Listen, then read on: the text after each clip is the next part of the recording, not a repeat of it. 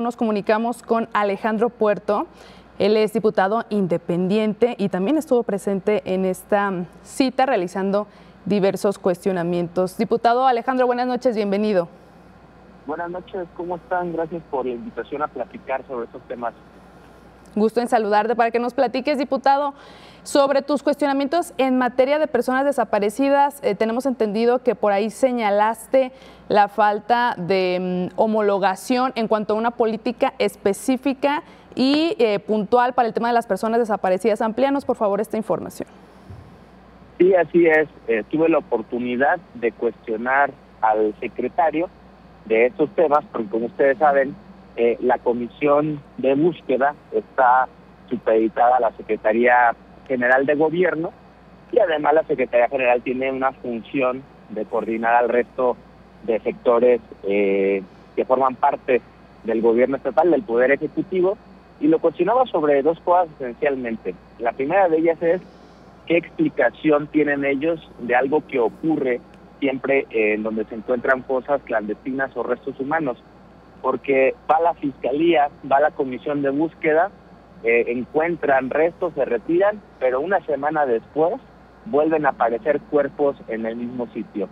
Sucedió en Teuchitlán, en el Rancho Izaguirre, y sucedió también en Las Agujas, el predio que está a un costado del estadio Akron, que será sede mundialista. Y lo preguntaba porque consideramos que esa deficiencia requiere un análisis muy serio y muy profundo sobre la eficacia de las instituciones, y también necesitamos una explicación de por qué sucede. No nos supieron aclarar si se debe a un tema presupuestario, a un tema operativo o a un tema de otra naturaleza.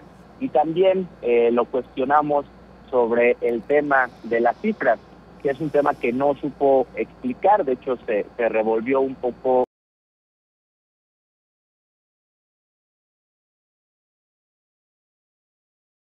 estatales y federales, y él se compromete a que a finales de año pues ya estén homologadas las cifras.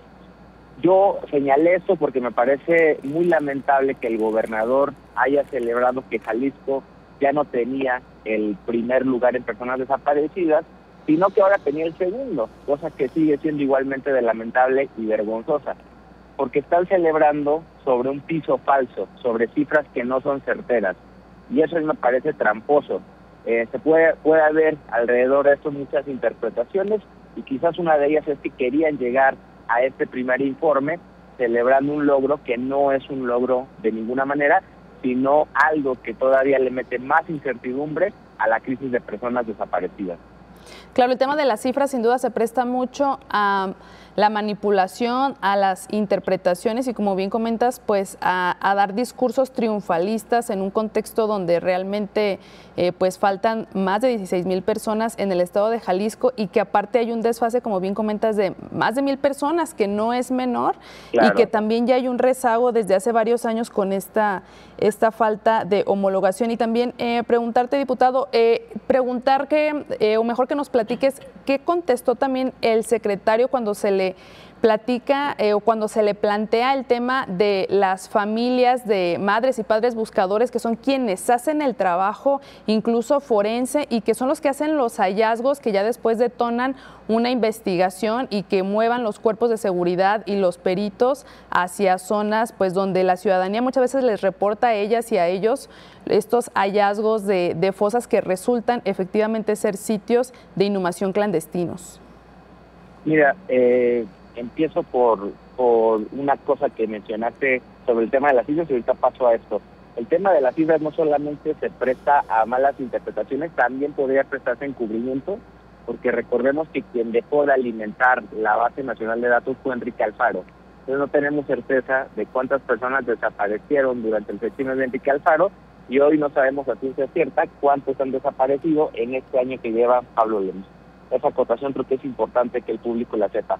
Y en segundo lugar, sobre lo que preguntabas, mira, las respuestas del secretario fueron profundamente lamentables, porque se dedicó únicamente a releer párrafos del discurso que dio en sus primeros 15 minutos de participación.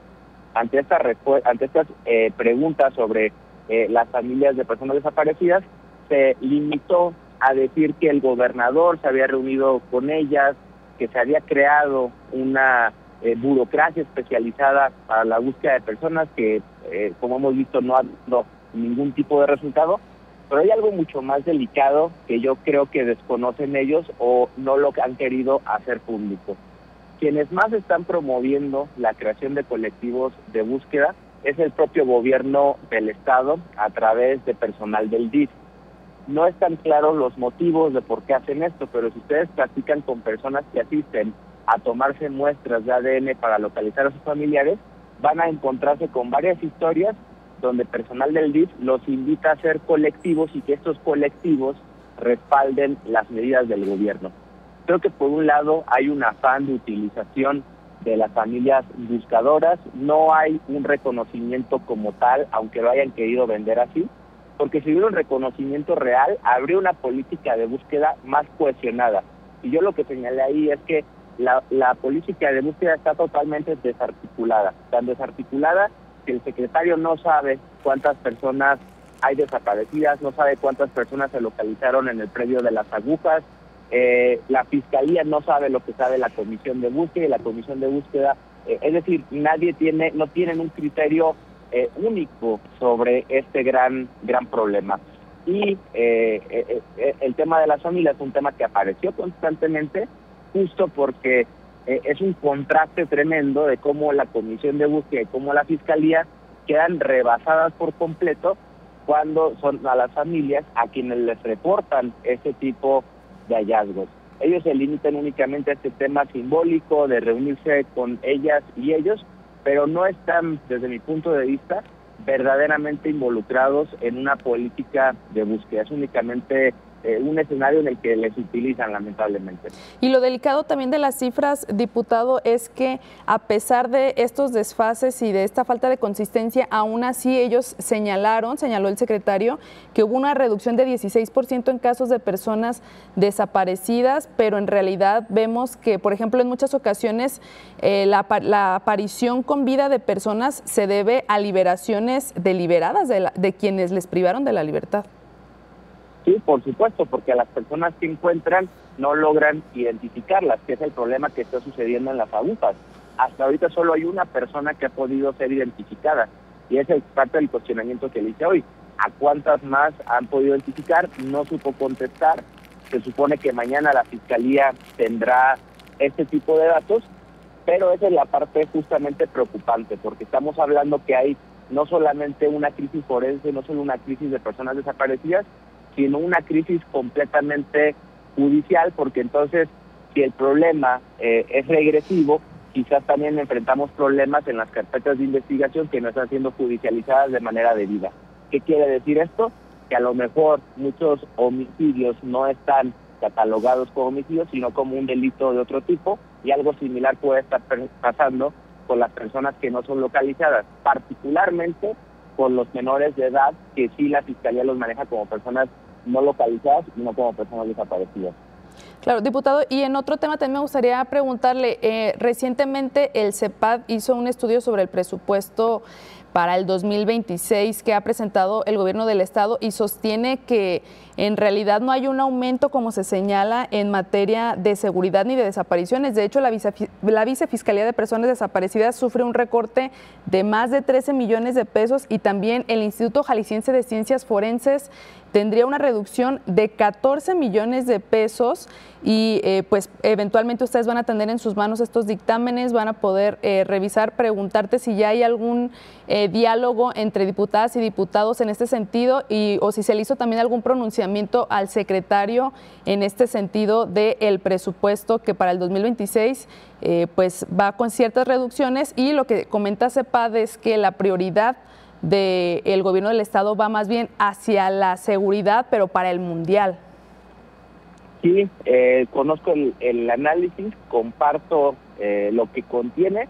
Mira, yo veo condiciones muy difíciles para que este presupuesto sea aprobado en los términos que plantea el Ejecutivo.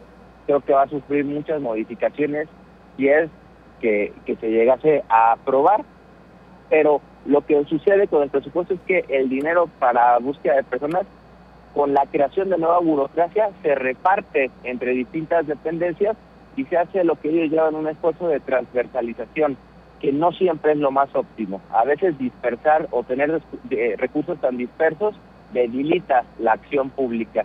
Y creo que aquí lo pertinente es debatir si la burocracia que se creó a partir de la llegada de Pablo Lemus es eficaz o no. En particular, yo creo que un año después de su creación, la Secretaría de Inteligencia y Búsqueda no ha dado resultados. No veo yo la pertinencia de que continúe y sí veo una urgencia de que se refuercen las áreas operativas que sí tienen incidencia directa sobre la búsqueda e identificación de personas. En el Instituto Jalisciense de Ciencias Forenses no únicamente tenemos saturación de cuerpos, también tenemos un déficit de médicos legistas sobre lo cual no se está haciendo nada.